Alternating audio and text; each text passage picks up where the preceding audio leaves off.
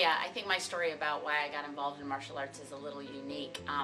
I did actually practice as a young person for a very brief period of time, a little bit shy of a year, and really enjoyed it. But then my family had moved, and it wasn't something that I really kind of kept up with.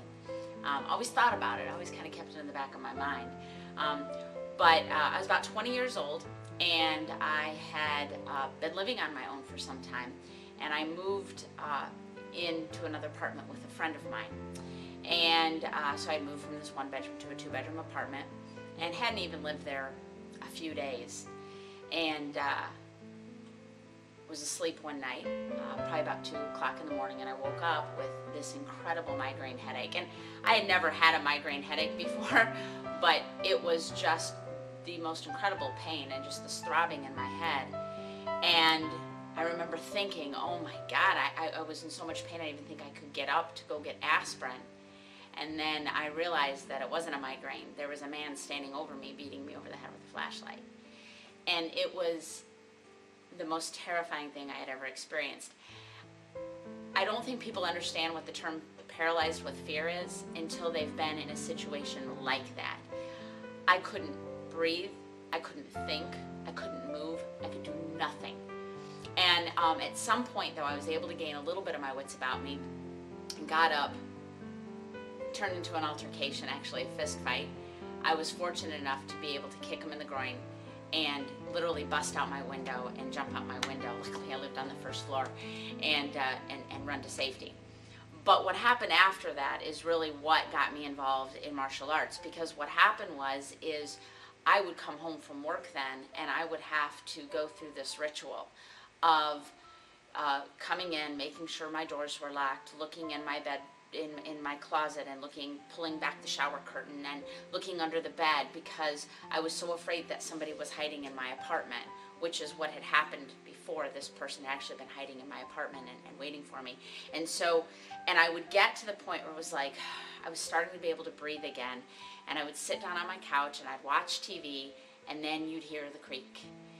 And my heart would start beating again, and I would start to feel icky again, and then I would have to get up and do that exact same procedure all over again. And at some point I thought, I can't go through my life living like this. This is crazy. And got very involved in going to self-defense clinics. And I thought, well, I'll go to a self-defense clinic.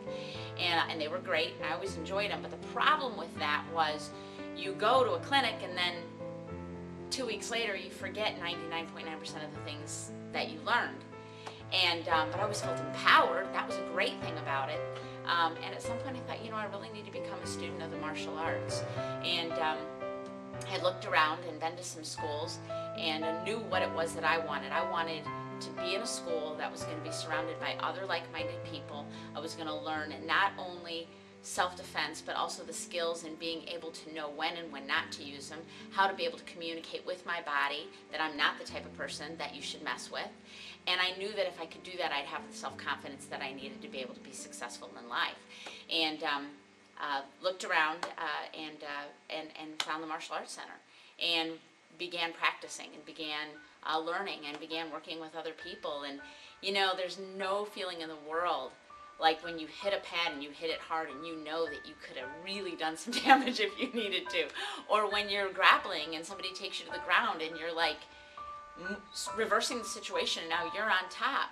And to have a 200 and some odd pound guy underneath you, tapping, it's an awesome feeling. So, and I think, for me, more than anything is the self-confidence. I would say number one thing is the self-confidence, because now I just know when I'm walking to my car, I know if I'm in a situation that I can handle myself. I think though, because of that, I send off the signals to any would-be attackers, no, we're not gonna mess with her. But if they did, I could take care of myself. And I think that would honestly 100% be my number one thing.